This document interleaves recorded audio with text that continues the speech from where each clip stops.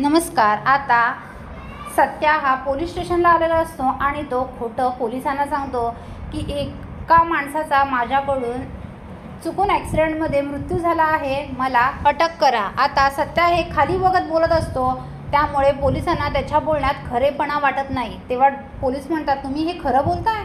आम्हाला वाटत नाही असं। तेव्हा सत्या म्हणतो, हो मी हे खरं बोलतोय, मला अटक करा।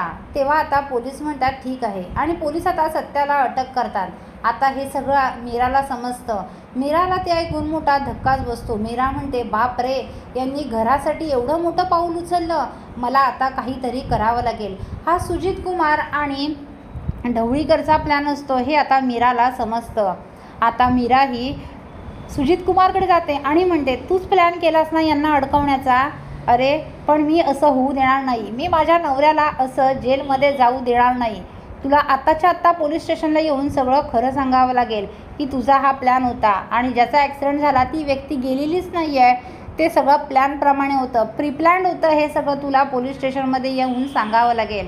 आता मीरा ही ढवळीकरलासुद्धा येऊन तेच सांगते आणि आता मीरा ढवळीकर आणि सुजित कुमारला फरफटत पोलीस स्टेशनला घेऊन येते आणि सत्याला निर्दोष सोडवते। सत्याला ती सोडवून घरी आणते। पोलीस स्टेशनमध्ये सुजित कुमार आणि ढवळीकर दोघंही स्वतःच्या तोंडाने कबुली देतात की ते सगळं प्रीप्लॅन्ड होतं, सत्यजितला अडकवण्यासाठी आम्ही केलेला तो एक प्लॅन होता। आता सत्याला मोठा धक्काच बसतो। सत्या तिथे सुजित कुमार आणि ढवळीकरवर हात उचलतो, पण मीरा त्यांना अडवते आणि पोलीस आता सुजित कुमार आणि ढवळीकरवर केस ठोकतात। आता मीरा ही सत्याला घरी घेऊन येते आणि सत्याशी बोलत नसते। सत्याला वाईट वाटत असतं। तेव्हा सत्या मीराची माफी मागतो, उठाबशा काढतो आणि माफी मागतो। तेव्हा मीरा म्हणते, काय गरज आहे आता माफी मागायची? आधी चूक करायची आणि मग माफी मागायची, मग चूक करायचीच नाही ना। तेव्हा आता सत्या म्हणतो, अगं धूमकेतू, मी हे सगळं घरासाठी केलं, तू बघितलंस ना मी हे सगळं घरासाठी करत आहे म्हणून।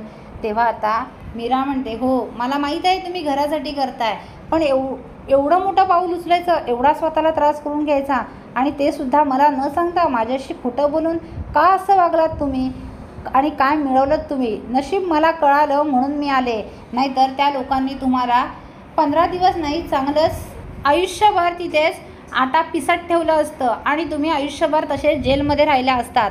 मी हे होऊच दिलं नसतं, मला कळलं आणि मी जाऊन ढवळीकर आणि सुजित कुमारला नशीब पोलीस स्टेशनला घेऊन गेले। आता सुधाकर गायकवाडसुद्धा सत्याची चांगलीच कान उघडणी करतात आणि म्हणतात, अरे एवढं स्वतःच्या जीवावर हे करून उदार होऊन असं नाही करायचं रे, स्वतःचा जीवसुद्धा महत्त्वाचा। तुला आता बायको आहे, तिचासुद्धा तू विचार केला पाहिजेस, तिला काय वाटेल? जर तुला काय झालं तर ती कुठे जाईल, ती काय करेल बिचारी? तुझ्या जीवावरती इथे आली आहे, त्यामुळे तुला पहिले कोणतीही गोष्ट करताना बायकोला विचारावीच लागणार आहे। आणि सुधाकर गायकवाड सुद्धा सत्याची चांगलीच कान उघडणी करतात। पुढील अपडेट पाहण्यासाठी व्हिडिओला लाईक आणि चॅनलला सबस्क्राईब करायला विसरू नका। थँक्यू।